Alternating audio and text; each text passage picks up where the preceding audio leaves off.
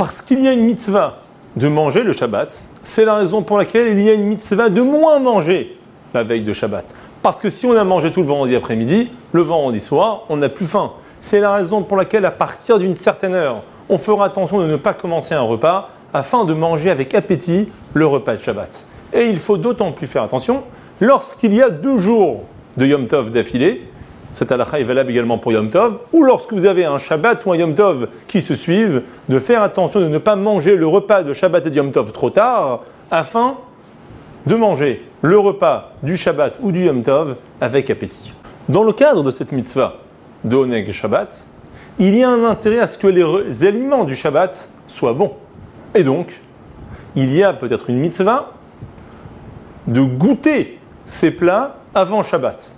Et comme on le dit dans la tfila de Moussaf de Shabbat, Toamea Chaim Zahu, que certains expliquent Toamea, ceux qui vont goûter les différents plats, pour savoir s'il ne manque pas de sucre, de sel ou toute autre chose qu'on pourrait rajouter et qu'on ne peut pas, pour des raisons de Ilchot Shabbat, rajouter pendant Shabbat, Toamea, ceux qui vont goûter avant Shabbat, Chaim Zahu, ils vont mériter pour cela Arichut Yamim, longévité. Et donc, c'est une mitzvah qui est sympathique, à faire attention. Et même, la semaine de Tisha B'Av, où on ne mange pas de viande, si c'est en l'honneur du Shabbat qu'on veut goûter la viande pour savoir si elle est bonne pour Shabbat, si simplement on la met dans la bouche et on la crache, sans l'avaler, ça sera permis. Et d'ailleurs, dans ce cas de figure, on ne fera pas la bracha, et c'est pas pour autant qu'on deviendra bassari, on aura le droit par la suite de boire un café au lait pour avoir des forces pour le Shabbat.